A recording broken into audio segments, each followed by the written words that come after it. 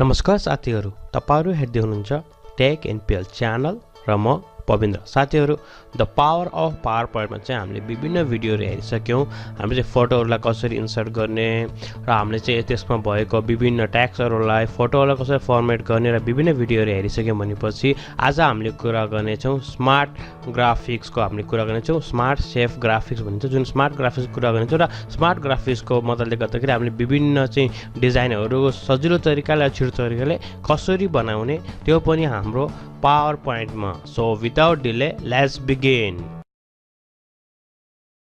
I'm coming home. I'm coming home. Tell the world I'm coming.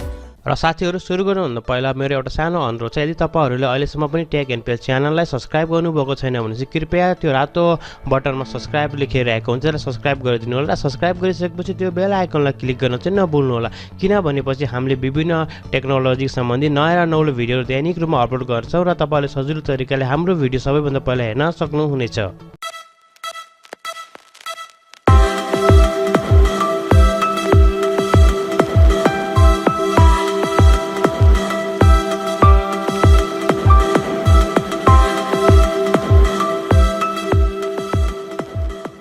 र साथीहरु, हामीले चाहिँ अलरेडी नै यस्तो खालको एउटा चाहिँ प्रोफेसनल एउटा प्रेजेन्टेसन भनौं बेसिक देखि लिएर हामीले एउटा प्रेजेन्टेसन रेडी गरिसकेका छौं, विभिन्न प्रेजेन्टेसनहरु।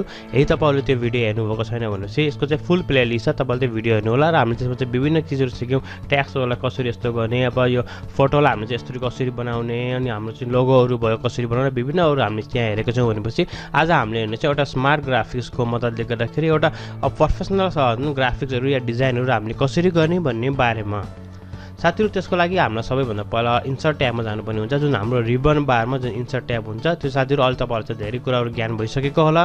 साथै जब तपाईहरु इन्सर्ट ट्याबमा जानुहुन्छ, इन्सर्ट ट्याबमा गइसकेपछि तपाईले देख्न सक्नुहुन्छ यो जुन सेभ थियो, सेभ पछिको आउँछ स्मार्ट आर्ट। जुन स्मार्ट आर्ट तपाईले यहाँ तपाईले क्लिक गर्नुभयो भने साथीहरु यस्तो खालको तपाईहरुलाई एउटा डायलग बक्स ओपन हुनेछ र जसमा चाहिँ विभिन्न लिस्टहरु तपाईले देख्न सक्नुहुन्छ। विभिन्न लिस्टहरु हुन्छ, जस्तै तपाईलाई कुन चाहिँ लिस्टमा चाहियो या तपाईलाई चाहिँ अरु जुन हुन्छ प्रोसेसहरुमा चाहियो या साइकलिङमा चाहियो, तपाईले डिजाइन तपाईले जुन पनि डिजाइन तपाईलाई मन पर्छ या तपाईलाई कुन डिजाइनमा काम गर्न राख्नु भएको छ त्यो डिजाइन तपाईले यहाँ सजिलो तरिकाले चुज गर्न सक्नुहुनेछ, जसको मतलबले गर्दाखेरि तपाईले एउटा प्रोफेसनल लुक तपाईको प्रेजेन्टेसनमा दिन सक्नुहुनेछ। फर एक्जाम्पल म एउटा कुनै पनि एउटा चुज गर्न गइरहेको छु, सिम्पल हामीले यो चाहिँ चुज गरौँ। सो यसलाई चाहिँ हामीले डबल क्लिक गर्न पनि हुन्छ। र साथै जब तपाईले डबल क्लिक गर्नुहुन्छ तपाईले देख्नुहुन्छ एउटा दुईटा तीनटा चाहिँ हाम्रो चाहिँ ट्याग्स यहाँ चाहिँ ट्याग्स जे अब लेख्ने हामी त्यो लेख्न सकिन्छ भनेपछि यस्तो खालको तपाईले देख्न सक्नुहुन्छ। यो चाहिँ विभिन्न तपाईले कस्तो डिजाइनहरु चुज गर्नुभयो त्यो डिजाइनमा पनि विभिन्न भर पर्छ र डिजाइन पनि हामीले सजिलो तरिकाले चेन्ज गर्न सकिन्छ। र साथै यो ट्याग्सको एक्टिभ गर्नलाई तपाईले यहाँ डाइरेक्ट पनि लेख्न सक्नुहुन्छ, जस्तै PABINDRA पविन्द्र। त्यो अटोमेटिकली देख्नु यो रिसाइज हुन्छ तपाईको ओडहरु जति पनि छ। जस्तै अरु तपाईले अरु जुन सेपहरुमा लेख्नु भने चाहिँ तपाईलाई गाह्रो हुन्छ भने यहाँ चाहिँ अटोमेटिकली रिसेट हुन्छ। जस्तो पनि तपाईले लेख्नुहुन्छ TECHNPEL then I gonna say PABINDRA, त्यो तपाईले देख्नुहुन्छ। जस्तै तपाईले लेख्नुहुन्छ त्यो आफू अटोमेटिकली त्यही साइजमा चाहिँ आफू यिनीहरु चाहिँ एडजस्ट हुन्छ। साथीहरु, सजिलो तरिकाले हामीले यसरी पनि गर्न सकिन्छ। र तपाईले देख्नुहुन्छ एउटा चाहिँ सानो जुन एरो की छ, एरो कीमा तपाईले देख्नुहुन्छ तपाईले चाहिँ यस्तो खालको एउटा आउँछ जुन ट्याग्सहरुको बारेमा। यसमा तपाईले सजिलो तरिकाले गर्न सक्नुहुन्छ। तपाईले अर्को पनि एउटा चाहियो ओडहरु, अरु पनि यहाँबाट चाहियो भने तपाईले जस्ट इन्टर थिच्नुस्। इन्टर थिचेपछि तपाईले अरु पनि यहाँ लेख्न सक्नुहुनेछ। जस्तै I'm just gonna write something take PowerPoint।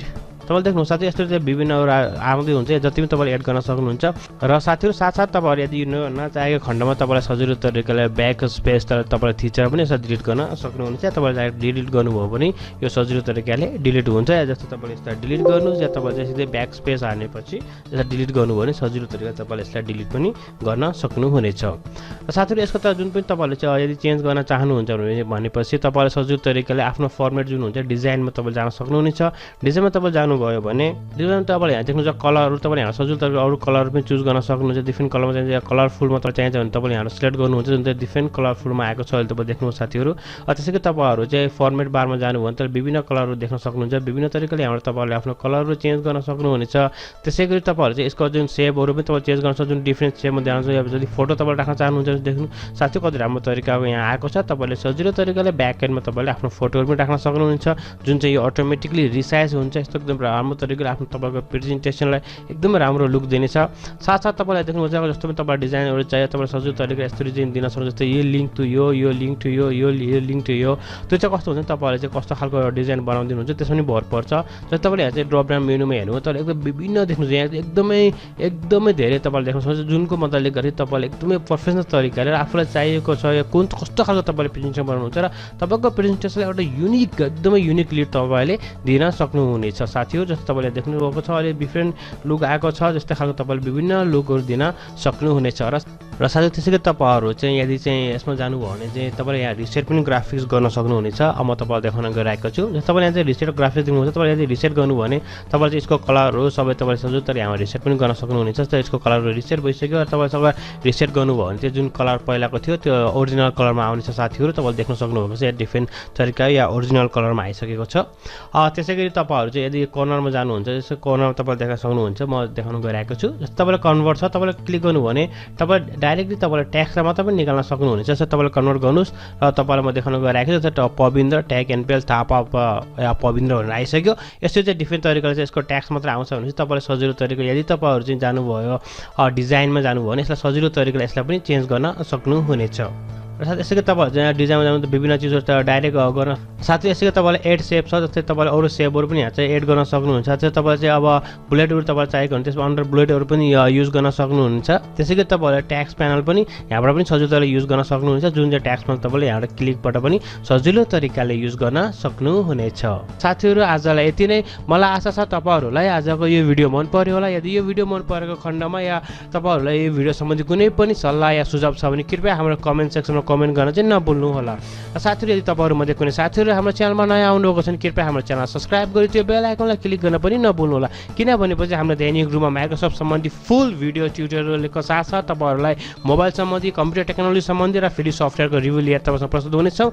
तबसम्मको लागि bye bye, take care, have a great and fun time.